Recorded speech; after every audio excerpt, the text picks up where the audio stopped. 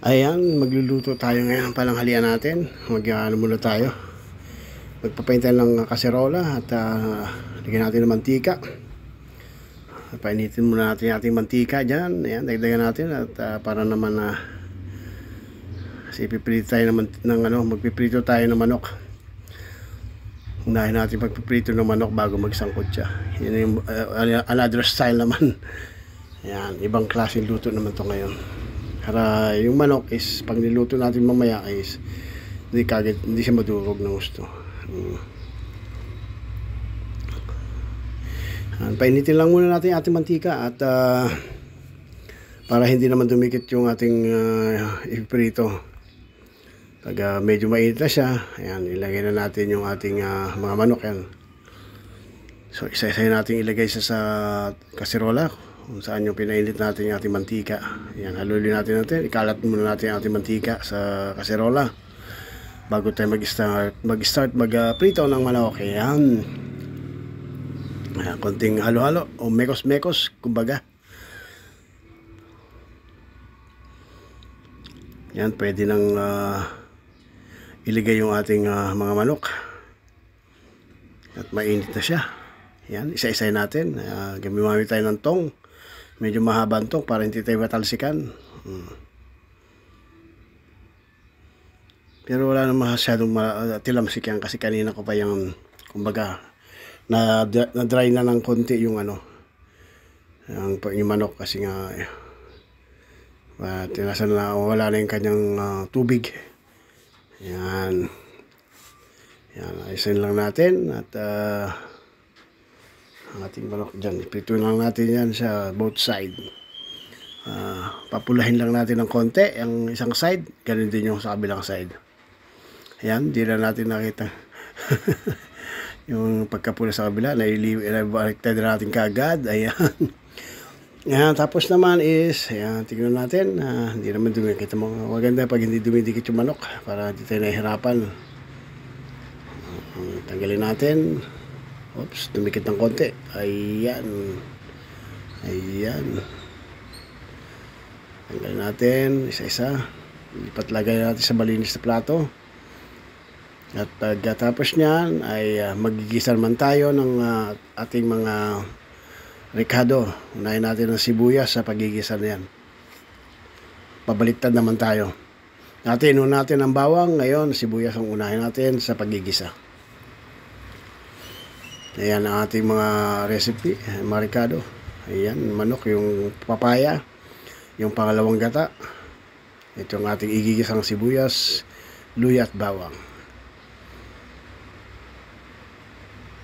Ayan, unahin natin ng sibuyas sa pagigisa. Ayan, kaunting mekos-mekos. Hintayin lang natin yung pagigisa natin. Hintayin natin maghiwa-hiwala yung ating mga sibuyas bago natin isunod yung sunod na gigisa natin. Kailangan matyaga dyan. Ayan, medyo naghihiwalay-hiwalay siya ng konti. Ayan. Pwede natin isunod yung luya. Ayan, hiwa lang natin ng pahaba yung luya na yan. Ayan. Ayan, gisa-gisa muna tayo. Ayan. Pakatasin lang natin yung konti yung luya bago natin isunod yung bawang. Sunod natin yung bawang. Ayan, konting bawang lang yan. Ilang buti lang natin ginawa. Kasi napakamahal din talaga ng mga ricado. Yan pa lang yan. Ang presyo na sibuyas, luya at bawang ay grabe na. Ginto. Kaya halos matipid na yung ating pagluluto. Dahil yung pa lang bibili mo, nasa halos 30 pesos na yan. Isang sibuyas, luya. Magkano luya? 250. Grabe. Kilo. Bawang 160, sibuyas ganun din 160. Grabe ang mga kilo, no? Kakalula. Kaya sunod natin yung manok dyan. Ayan, yung ating kaninang pinrito ay ating isasangkot siya na. Kunting sangkot siya lang naman yan kasi naprito naman na yan. Pero para kumatas pa yung manok kasi kanina hindi natin siya pinrito gusto para kumatas yung manok pag ating sinangkot siya na. Kasi kung pinrito natin yan, ano pang katas? Pang pinrito natin siya lang gusto kasi kanina, Ano pang katas ang lalabas sa manok, di ba? Ayan, konting ano lang, parang pinabrown lang para mabago naman yung kulay ng manok pag ating luto. Konting patis, ayan. Kasi gata lang ang ating pangsasarsa dyan. Baka maalat masyado pag nilagyan natin. Yan. Sinusunod ko na agad dyan yung ano, yung Knorr cube na chicken Knorr cube para mas malasa pag kumatas na yung mga manok. Dagdag lasa ng chicken. Ayan. Ganyan ako pag nagigisa ako ng manok. Sinasabay ko sa paggisa yung Knorr cube. Yan. Tapos takpan natin. Ayan. Hintayin natin kumatas siya.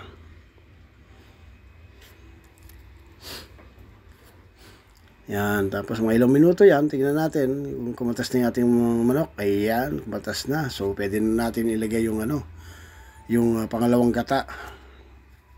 Ilagay natin yung pangalawang gata para lumambot naman yung manok. Lambot ng konti. Para maluto. Yan. Meron pa kasing kakang-gata yan kaya hindi natin pakukulan ng gusto. Para lumasa na dyan kagad pa lang yung lasa ng manok. Ayan. Ayan, ating tatakpan yan para naman pakuloy natin ng ilang saglit o ilang minuto ang manok. Katapos nyan, balikan natin muli. Ayan, buksan natin kung ayan, pwede na. Pwede natin ilagay yung nag-reduce na yung kanyang kanyang sarsa, yung ng pangalawang gata. So ilagay natin yung susunod nating yan yung ating papaya. Yan. Isang papaya, hiniwa lang natin yan sa parasukot. At hindi na natin kinjulitan natin ng konting hiwa para mabilis siyang lumambot. Kasi kung kinapala natin yan, baka durog na yung manok, hindi pa luto yung papaya. Yan lang para mabilis din siya lumambot yung papaya. Sunod natin yung kakanggata. Yan. Para sabay na sa pagpakulo ng pagpalambot ng ating Yan, sayang yung gata. Mahal din ang gata. Niyog. Ayan. Ngayon, at ating lagyan ng konting mekos-mekos lang. Konting mekos-mekos dyan. Ating niluluto. Ngayon, takpan natin. At pakuluin natin. Palutuin natin yung gata. Balikan natin ilang minuto. Tapos balikan na natin ang ating niluluto. Tingnan natin. Ayan, lumapot na yung ating sarsa, yung ating gata. So pwede na tayo maglagay ng mga pampalasa. Yan, siling haba. Lagay natin 2 piraso. 5 piso na yan. 2 piraso lang. Yan, sabi nga ng iba, mas mabuti para bumili na ng lutong ulam kaysa magluto ka na talagang masakit sa busa. Konting asin, yan. Iodized salt yung ating nilalagay dyan. Tapos, lagyan natin ng paminta. Ayan. Yung klaseng paminta yan, talagang purong paminta yan. Kasi pag yung binibili natin iba, nako, may halo. Pero yan, puro yan. Yan, hayaan natin kumulo siya. Takpan, lasaan natin. Hayaan natin kung tama na yung ating timpla. Kaya kung kailangan dagdagan, dagdagan natin para ma-adjust natin yung ating ating panlasa. Tapos yan, tatakpan muna natin uli yan.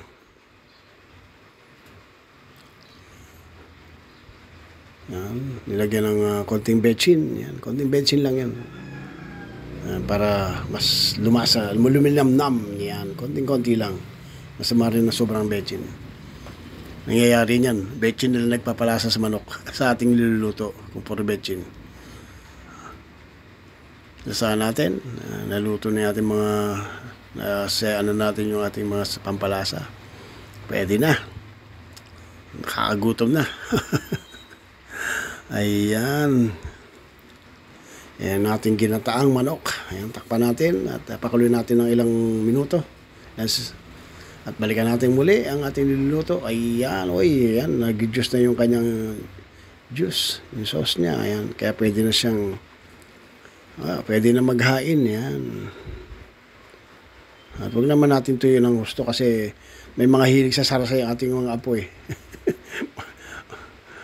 Ginagawa nila sabaw sa kanin nila. Kaya huwag natin ito yan. Huwag natin lumapat siya ng konti, okay na yan. Luto naman na yung gata niyan eh. Ang gagawin natin is maglalagay tayo sa ating kasi sa mangkok. Hindi ko siya nilagyan ng siling pula kasi nga may mga bata nakakain. So mamaya maglalagay lang tayo ng sili dyan sa ating mangkok. Ayan, kuha tayo ng yung hita. Yan, ang siling green, yan. Yan ating, tapos papaya. Yan, masarap ang papaya niyan eh. Iwasan natin yung ating manok. Ayan, gaya natin papaya. Baka babusan yung ating ano. Ayan. Huwag natin busin ng sarsa. Ay, may mga apo pa tayong kakain dyan. Ayan, yan. Ako, maglalagay ako ng siling pula. Para pampagana pa sa pananghalian. Ayan, ang ating sili. Ayan, tara namumula.